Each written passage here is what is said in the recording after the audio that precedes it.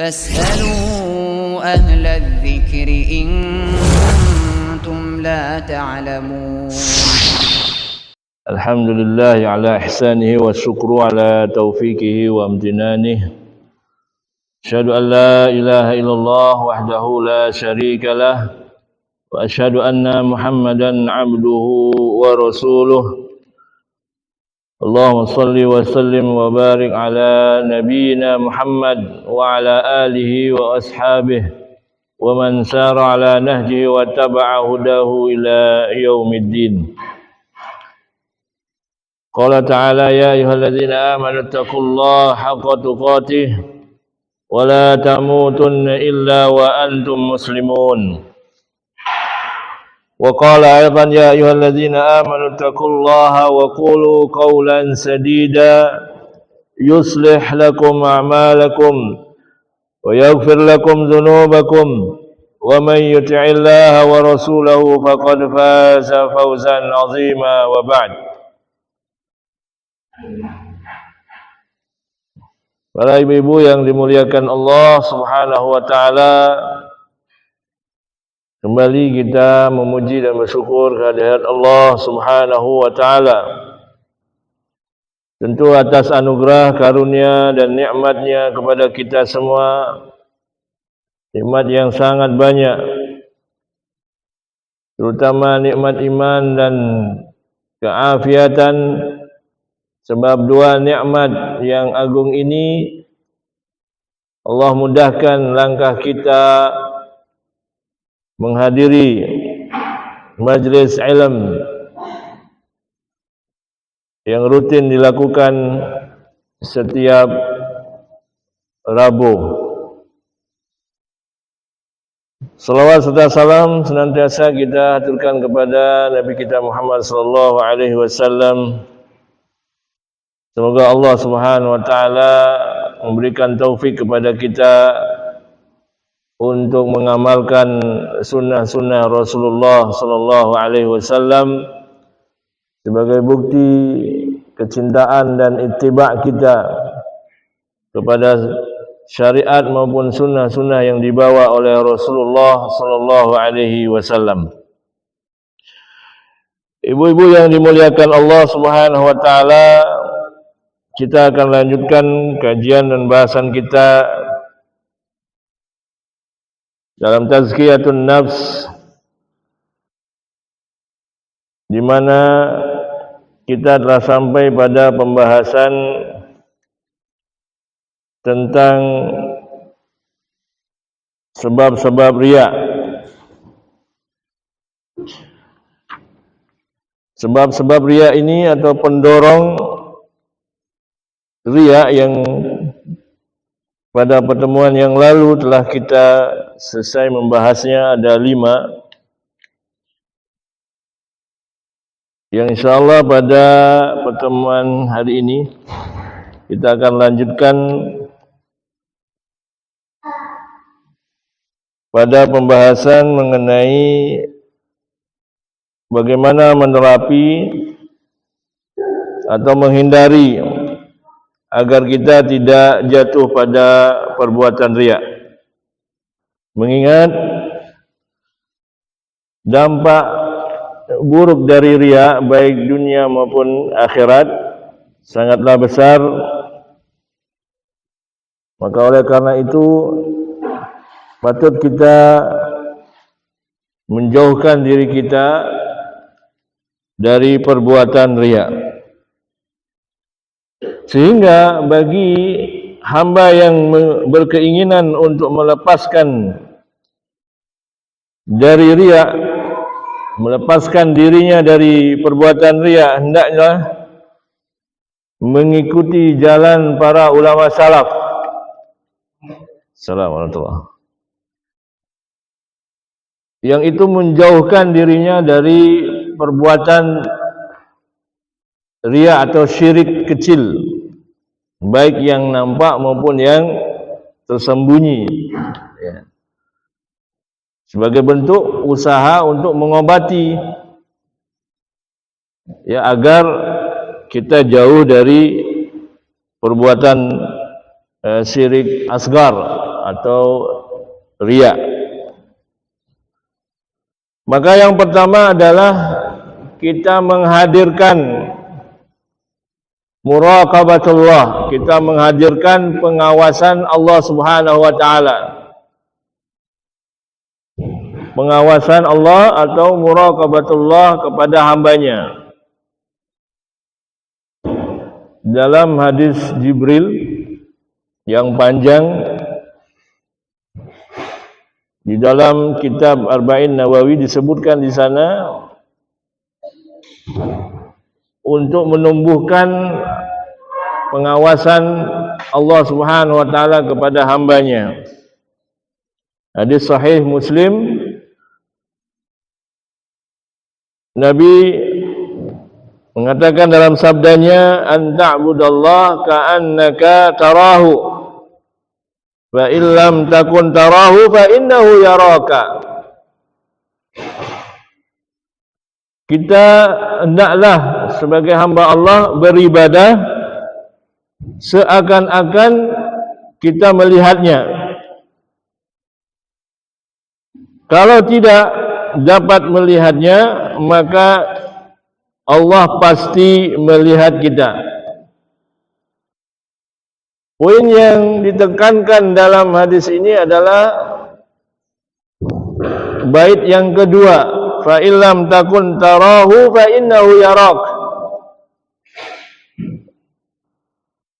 Maka tanamkan keyakinan bahwa Allah senantiasa menyaksikan, Allah senantiasa melihat segala bentuk perbuatan hambanya. Karena barang siapa yang merasa diawasi oleh Allah Subhanahu wa taala pada setiap amalannya, maka akan ada pada diri hamba tersebut rasa di mana ia akan malu kepada Allah Subhanahu wa taala. Ia tidak mungkin akan berharap pujian, berharap validasi dari sesama, karena ibadah kebaikan yang dia lakukan itu semua adalah karunia, nikmat dari Allah Subhanahu wa taala.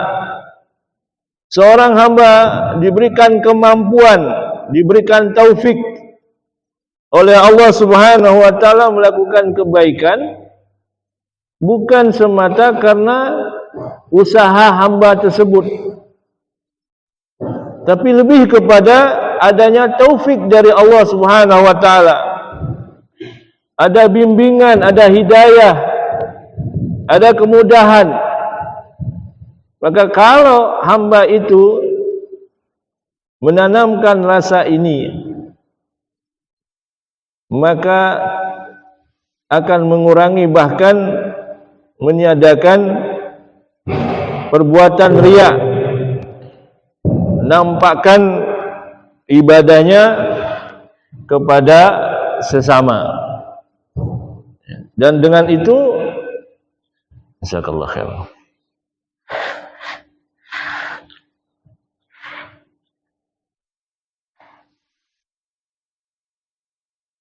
dengan menumbuhkan bahwa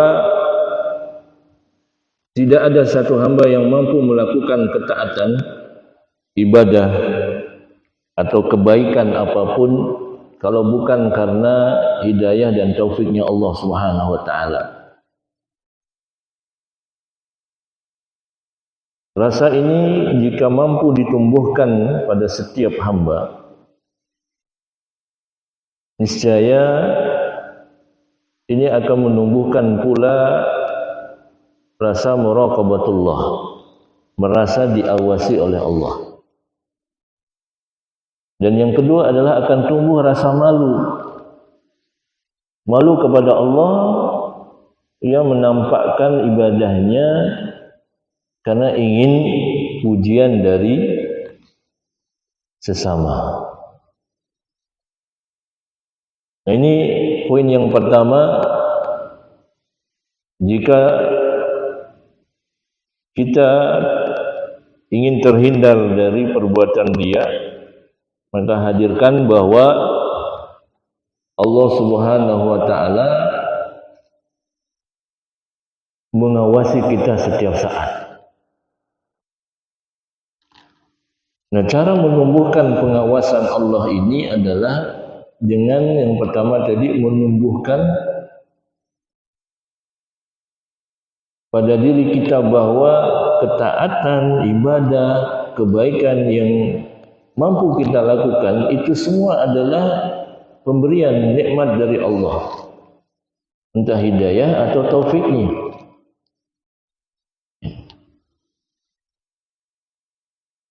Nah, sehingga dengan itu akan muncul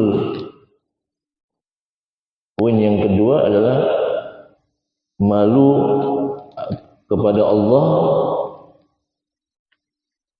menampakkan ibadah di hadapan manusia. Poin yang kedua, ibu-ibu yang dimuliakan Allah Subhanahu wa taala, seorang yang ingin terhindar dari perbuatan riya tentu adalah berdoa memohon pertolongan Allah Subhanahu wa taala. Karena memang tidak ada yang mampu memiliki kemampuan untuk terhindar dari perbuatan riya kalau bukan karena pertolongan Allah Subhanahu wa taala. Sehingga kalau kita telaah di dalam satu ayat pada surah Al-Fatihah ayat yang kelima, di sana disebutkan iyyaka na'budu wa iyyaka nasta'in. Hanya kepadamu lah kami menyembah dan hanya kepadamu lah kami meminta pertolongan.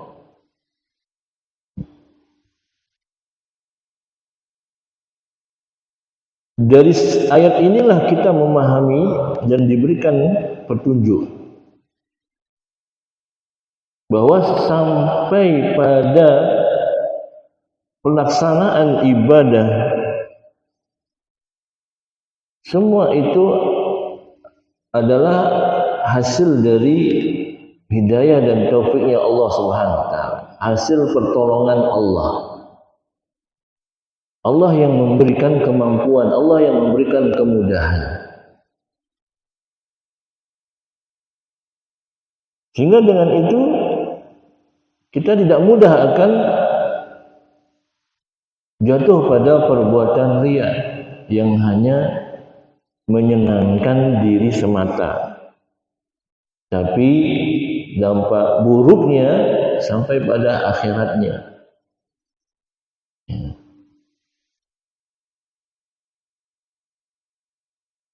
Maka meminta pertolongan kepada Allah dalam doa-doa kita. Sebagaimana sabda Rasulullah sallallahu alaihi wasallam dalam Sahih Jami' dinukil oleh Syekh Albani dalam Sahih Jami'. Hadis ini riwayat Imam Ahmad dalam musnadnya. Nabi bersabda, "Ayuhan nas, ittaqu hadza syirka fa innahu akhwa min dabibin namli." Wahai manusia, takutlah, hindarilah, jauhilah kalian semua dari perbuatan syirik ini. Fa innahu akhwa min dabibin namli, karena ia lebih tersembunyi dibandingkan langkah semut. Saking halusnya. Kalau bukan karena pertolongan Allah, siapapun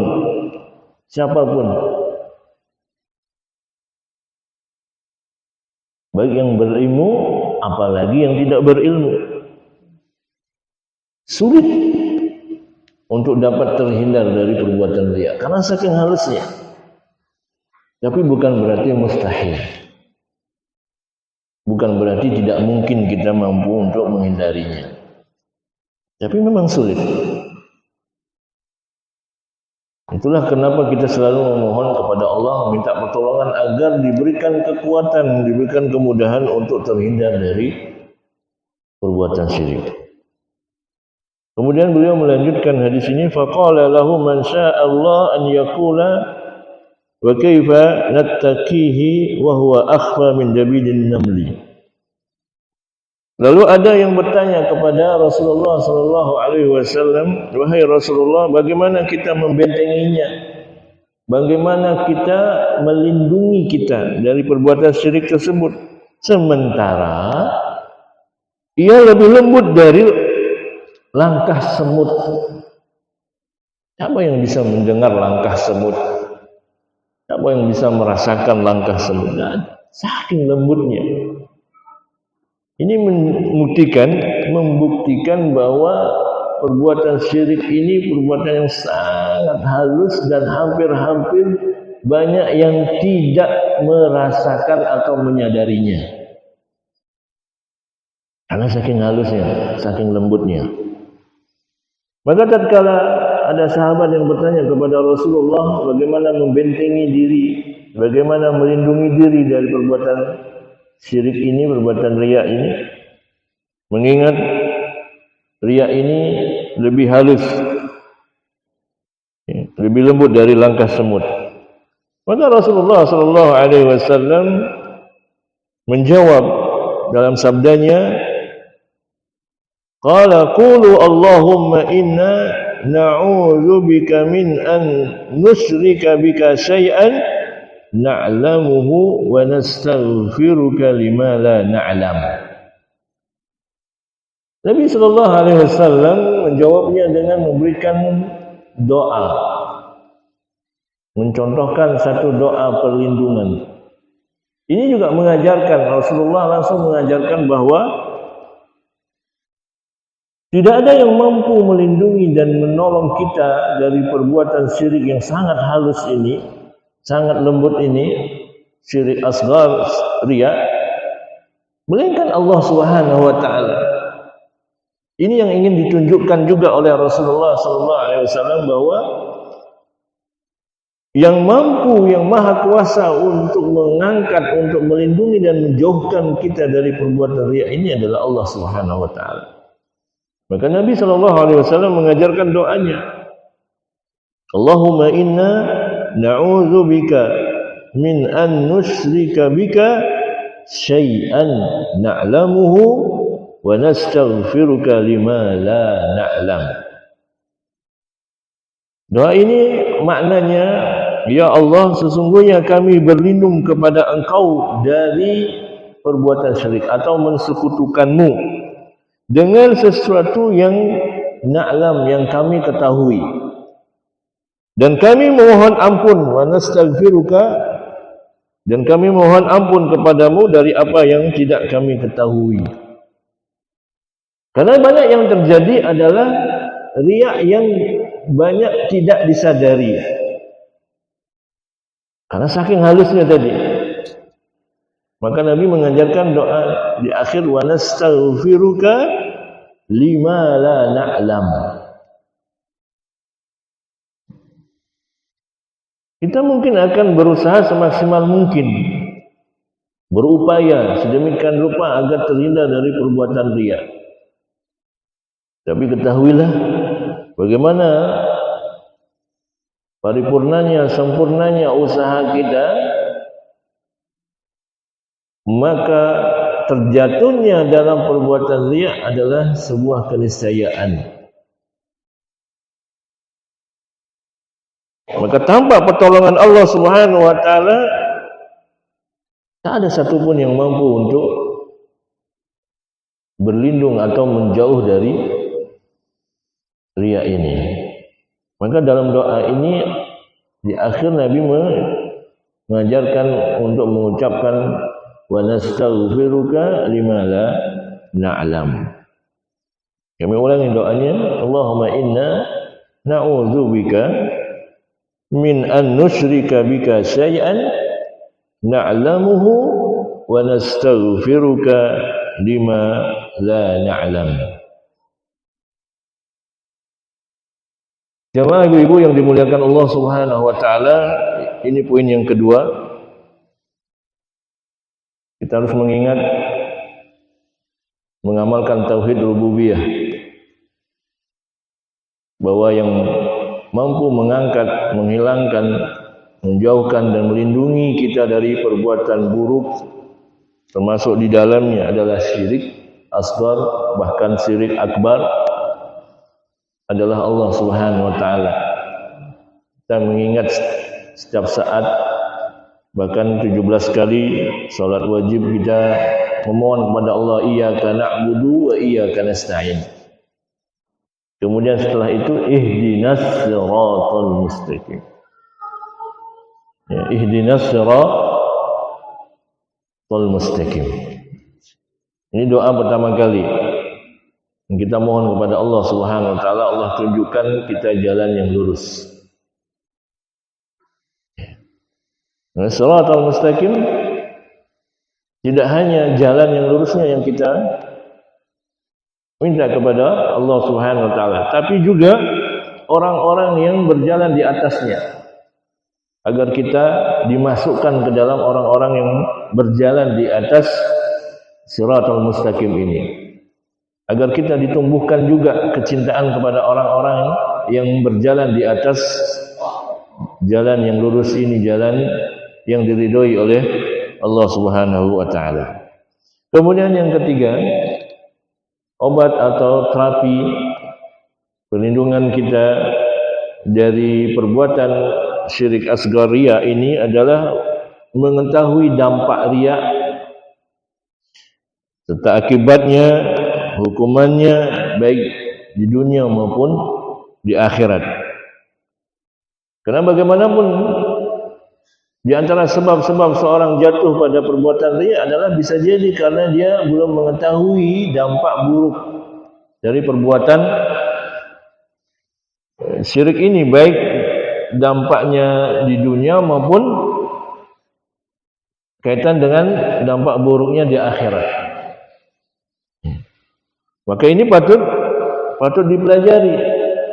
Alhamdulillah kita telah melewati materi tersebut, baik dampaknya di dunia maupun dampaknya di akhirat. Kenapa? Kesia-siaan yang kita akan dapati jika seorang beribadah yang dia inginkan adalah mendapatkan pujian, sanjungan, validasi dari sesama, dari manusia, Allah akan berikan itu, tapi dia tidak akan mendapatkan bagian akhiratnya. Dia tidak akan mendapatkan surga dari ibadah yang dilakukan, karena yang dia harapkan bukan keridhaan Allah Subhanahu wa taala.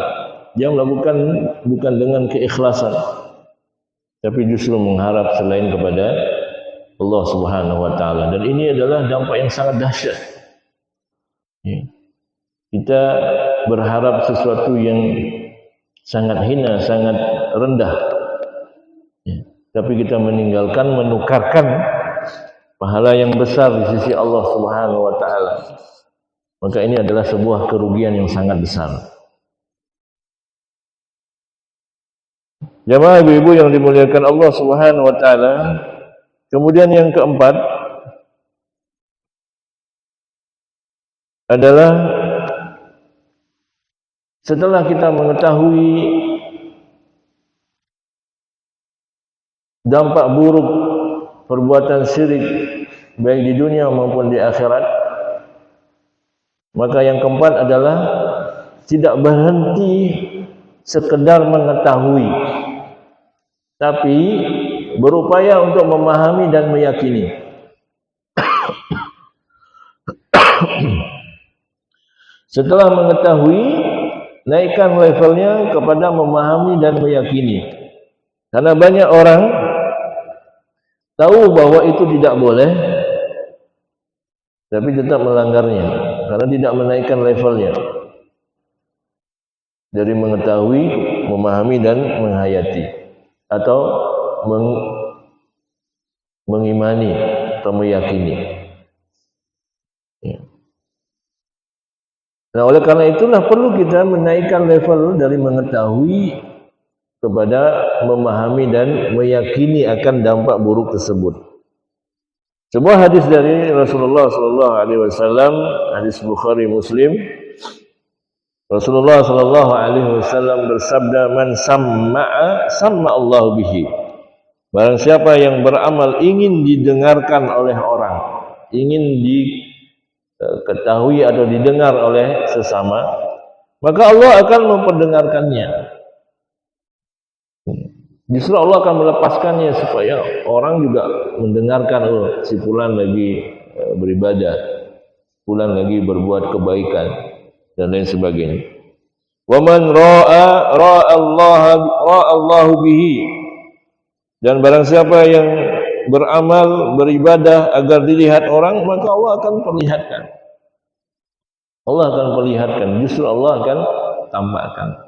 Tidak hanya Allah akan tampakkan orang itu sedang beribadah, tapi juga aib-aibnya. Sebagaimana penjelasan dari Ibnu Hajar Asqalani dalam kitab penjelasan Sahih Bukhari, kitab beliau adalah Fathul Bari. Beliau mengutip pernyataan Imam Al-Khattabi, mengatakan maksudnya adalah barang siapa yang beramal tanpa ikhlas. Tentu tanpa ikhlas berarti mengharap selain kepada Allah. Hanya ingin dilihat, hanya ingin didengar oleh sesama, oleh makhluk, maka akan dibalas dengan hal itu pula. Yaitu akan dipermalukan oleh Allah dan menampakkan apa yang dia sembunyikan.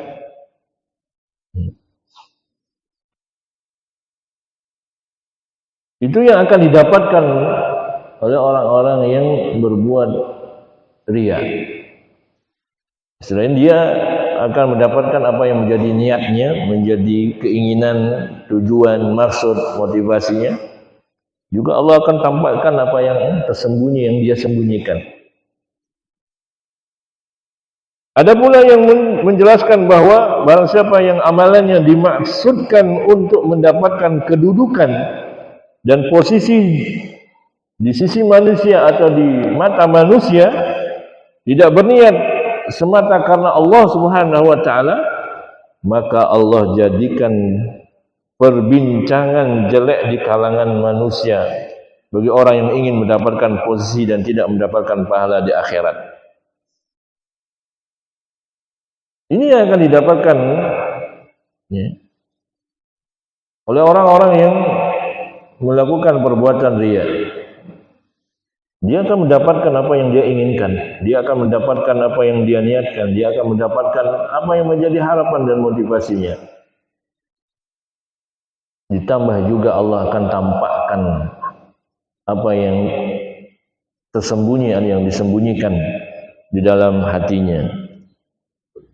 Penjelasan ini tertulis di dalam kitab Fathul Bari. Kemudian yang berikutnya, yang kelima, yakni menyembunyikan ibadah dan tidak menampakkannya. Seorang hamba, ia akan berusaha menyembunyikan ibadah-ibadah yang dapat disembunyikan, karena ia menyadari bahwa betapa lemahnya hatinya, betapa sulitnya ia menjaga keikhlasan itu.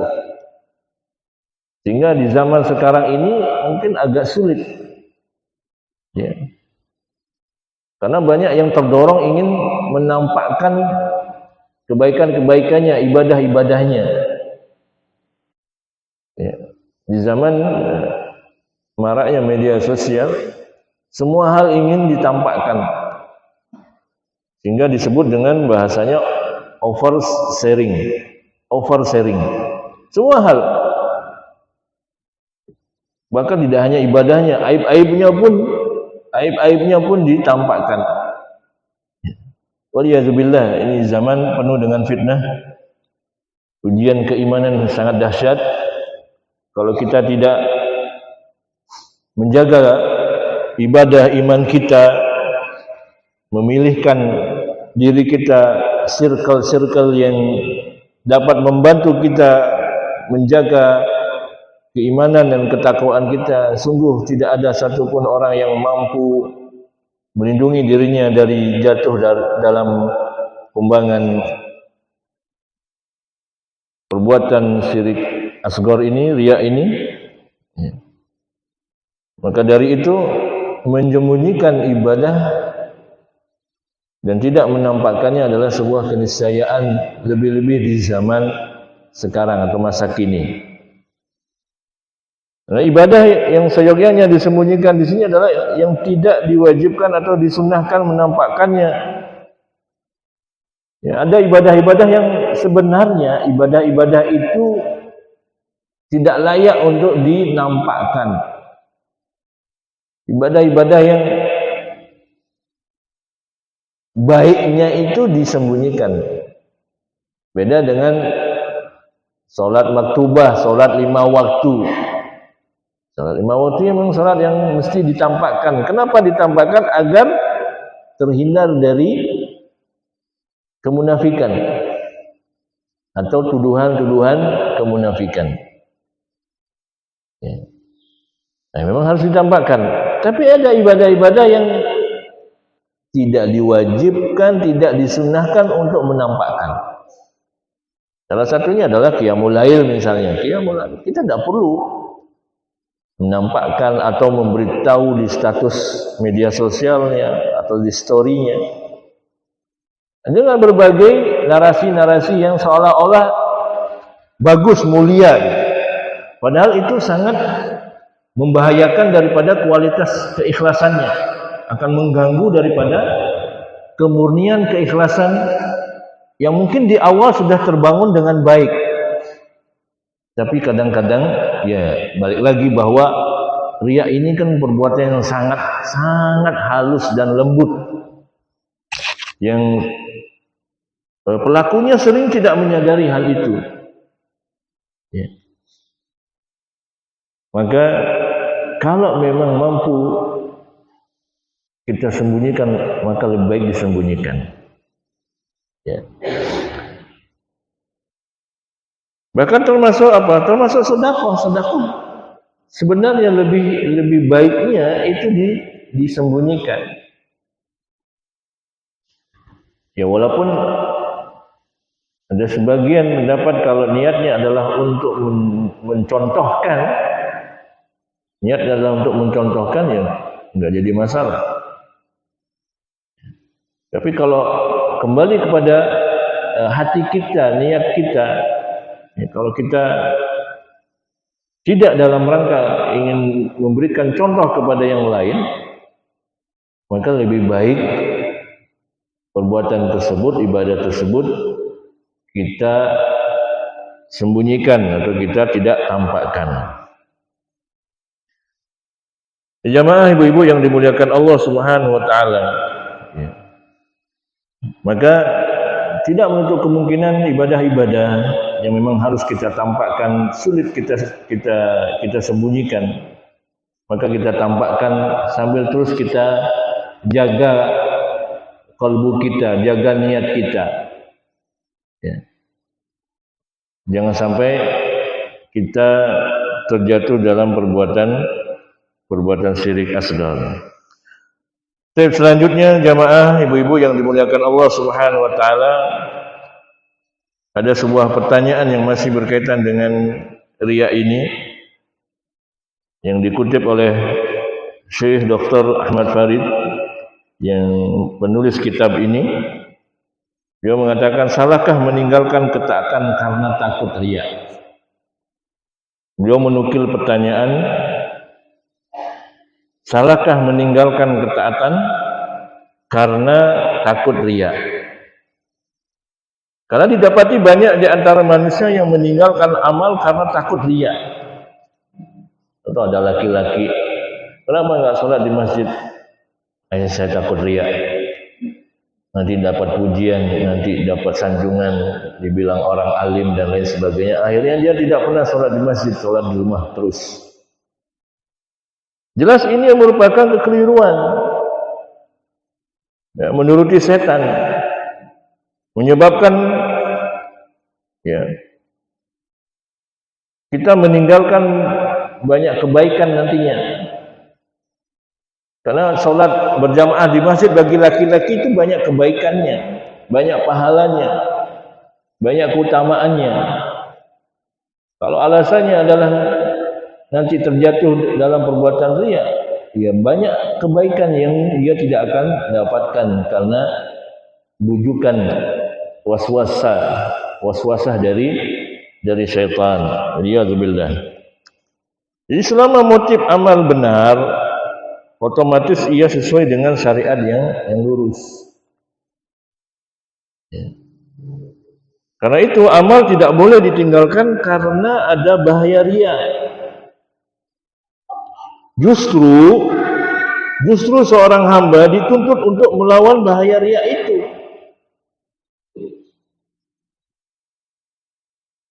Kalau sudah mulai ada tanda-tanda muncul itu riya, kita harus aware, harus waspada, harus mengenalnya. Kemudian melawan keinginan itu, melawan keinginan tersebut. Bukan kemudian meninggalkan perbuatan ibadah tersebut. Dan mengganti pujian makhluk dengan pujian Allah Subhanahu wa taala.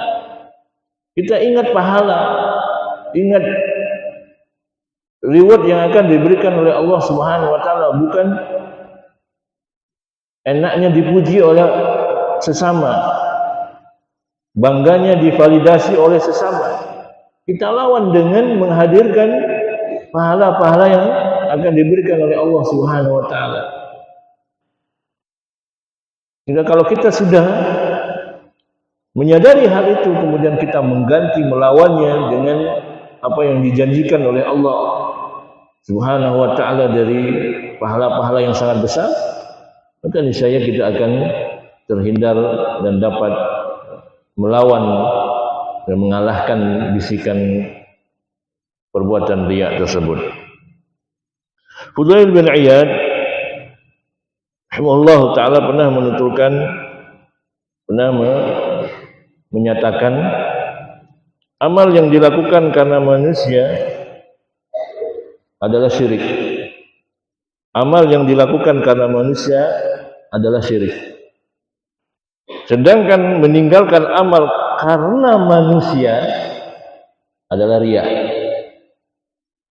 Kalau yang pertama itu syirik akbar. Amal yang dilakukan karena manusia langsung itu masuk pada syirik akbar. Sedangkan meninggalkan amal karena manusia adalah riya.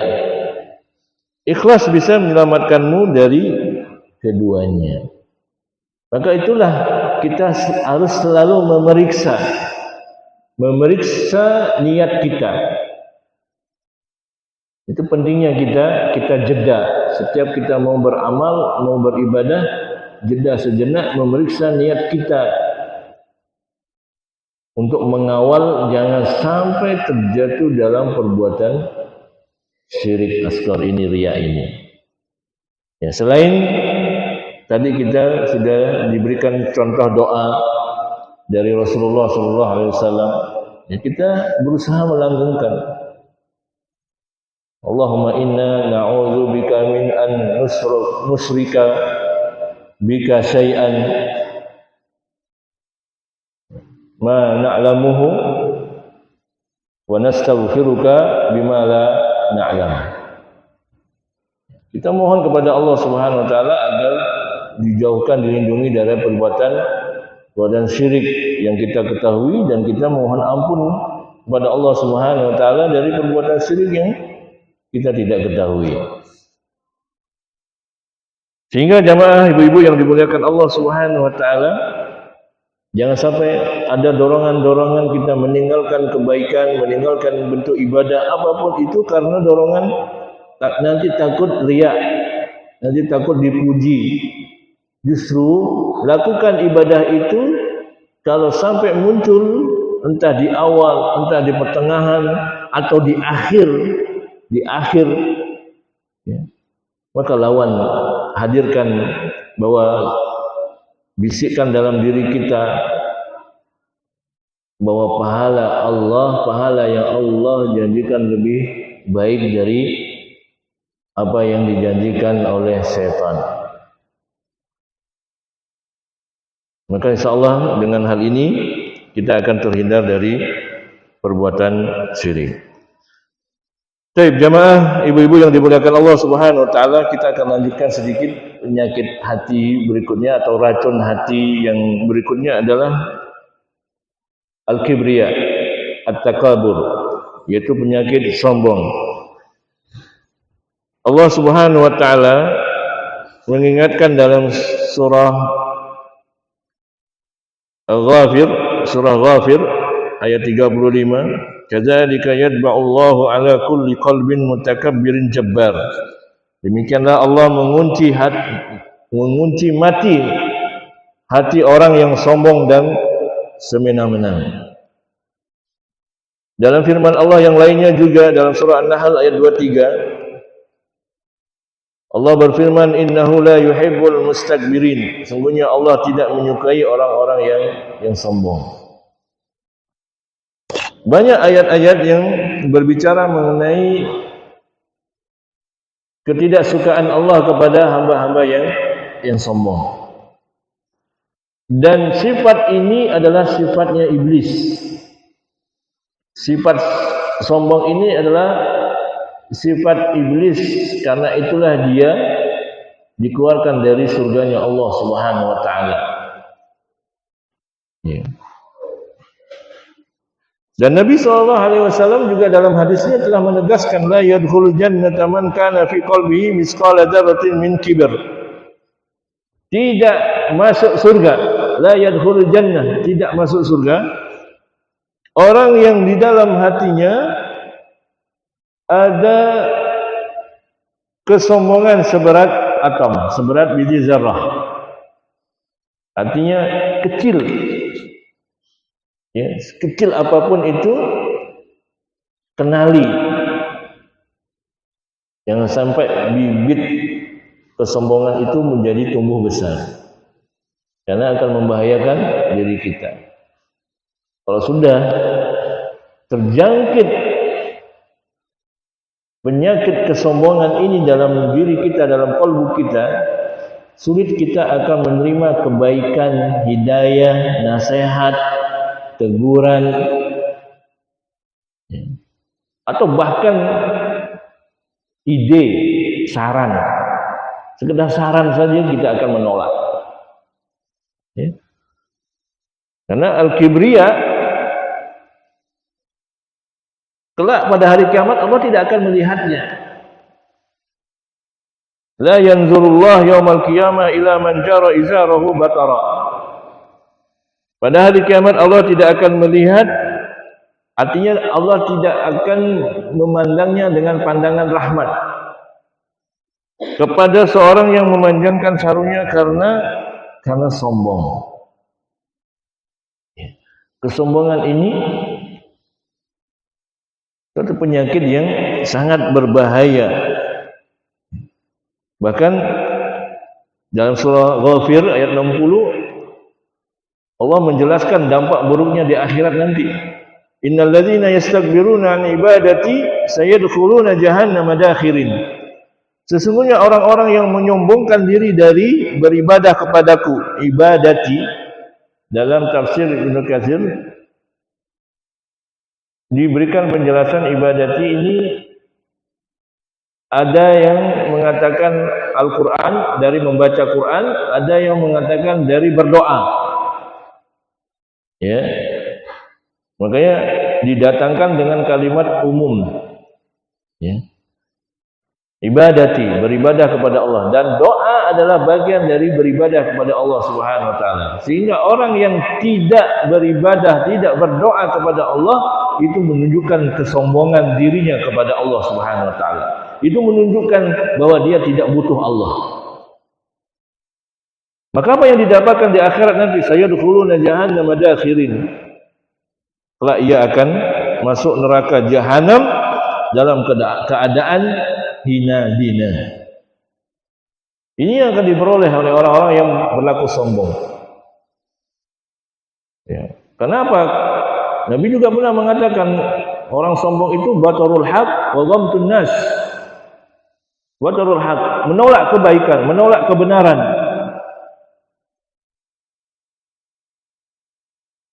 Diajarkan, ditegur, dinasihati, diberikan penjelasan, dibawakan qala Allah, dibawakan qala Nabi, dibawakan qala ulama salaf. Tapi dia tidak mampu, tidak mau menerimanya. Dia menolaknya. Wa ghamtun nas, suka meremehkan manusia, menganggap dirinya lebih tinggi, menghina orang yang di bawahnya. Semua diremehkan. Orang sombong tidak butuh, tidak butuh pendapat, tidak butuh saran, apalagi nasihat, teguran. Dia tidak akan peduli dengannya. Itu kalau sudah terjangkit penyakit sombong. Nah, jamaah ibu-ibu yang dimuliakan Allah Subhanahu wa taala, ada beberapa faktor yang menjadikan orang itu jadi sombong. Orang itu bisa sombong karena beberapa hal ini. Yang pertama adalah karena ilmu. Ya. Berilmu ini juga bisa menjadi faktor orang bisa berlaku sombong. Oleh karena itu, kesombongan ini yang bersumber dari karena merasa berilmu, merasa mengetahui, merasa punya ilmu, sehingga akan muncul kesombongan pada dirinya, menganggap orang lain bodoh, ya, rendah di hadapannya, ya, juga bahkan menganggap dirinya tidak salah. Dia tidak akan melihat pada dirinya bahwa ia dalam kondisi salah. Sehingga ketika dinasihati, pendapat antum keliru, Ustaz, dia tidak akan terima. Karena apa? Karena merasa bahwa dirinya lebih berilmu. Bahkan dari sifat sombong ini akan muncul penyakit lainnya dalam hatinya, itu kedengkian, iri. Salah satu bentuknya adalah dia akan dengki kalau orang yang di bawahnya, ilmunya di bawahnya kok dapat undangan, kok saya enggak. Oh, dia disuruh ceramah, kok saya enggak. Harusnya saya yang lebih berilmu. Harusnya saya yang berceramah, harusnya saya yang ada di depan itu. Kenapa dia kan ilmunya di bawah daripada saya, dan lain sebagainya. Ini muncul dari kesombongan. Karena merasa memiliki ilmu, apa lebih banyak ilmunya. Waliyadzubillah. Semoga kita terlindungi dari sifat sombong karena memiliki ilmu yang banyak. Faktor yang kedua adalah karena kedudukan atau nasab. Karena merasa memiliki keturunan yang terhormat. Ya. Hingga merendahkan dan menghina orang-orang yang bernasab lebih rendah. Ya. Ini pernah terjadi. Ada sebuah riwayat dari Abu Dzar. Ya. Ini agak panjang, saya sebutkan maknanya saja. Aku pernah bertengkar dengan seorang di hadapan Nabi sallallahu alaihi wasallam. Lalu aku mengejeknya karena ibunya. Karena apa? Karena ia berkulit hitam. Nabi pun marah dan bersabda, "Wahai Abu Dzar," ini Abu Dzar Al-Ghifari, "sungguh engkau telah dirasuki sifat jahiliyah. Mereka ialah saudara-saudara kalian." Ini jamaah ibu-ibu yang dimuliakan Allah Subhanahu wa taala. Timbul merendahkan, menghina, membuli, mengata-ngatai yang buruk kepada sesama. Karena timbul kesombongan, karena merasa bahwa dirinya lebih baik. Ya, itu jadi Nabi mengatakan watarul haq wa ghamtun nas. Orang sombong itu menolak kebaikan, menolak kebenaran, wa ghamtun nas, memandang remeh sesama. Kemudian yang berikutnya faktor yang menjadikan seorang itu bisa sombong adalah harta. Jadi kedudukan dan nasab. Yang berikutnya adalah harta. Banyak yang kita temukan dalam di masyarakat, ya, dimanapun, karena memiliki harta yang lebih daripada yang lain, dia akan berlaku sombong.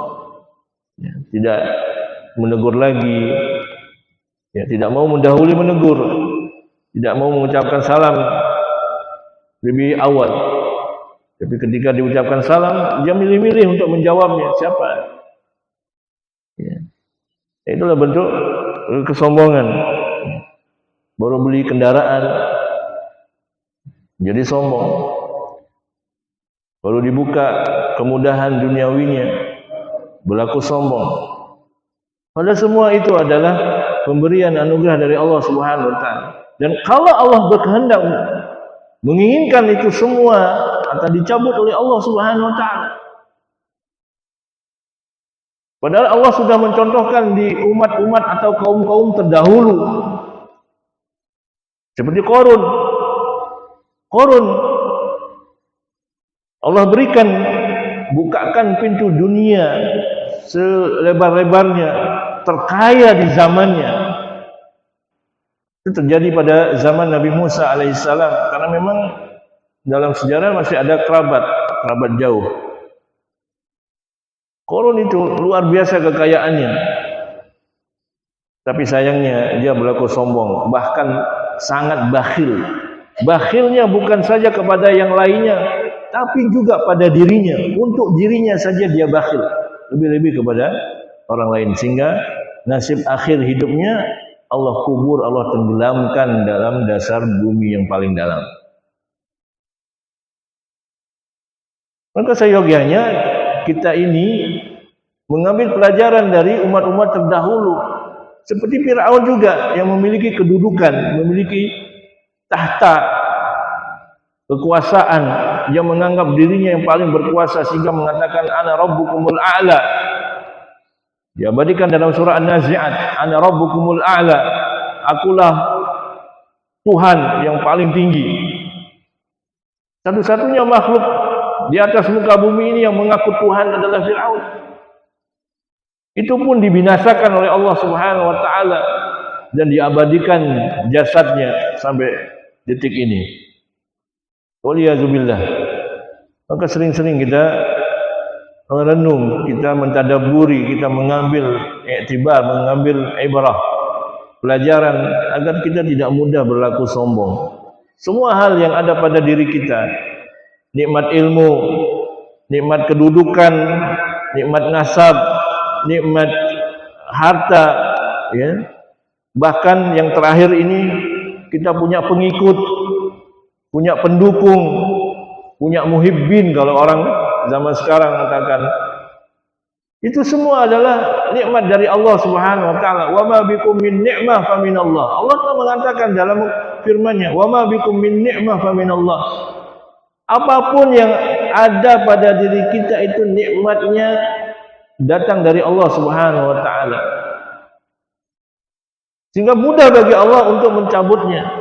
Mudah bagi Allah untuk menghilangkan dan menolkan kembali dan enggak punya apa-apa. Sangat mudah bagi Allah. Maka hati-hati jamaah dimuliakan Allah Subhanahu wa taala.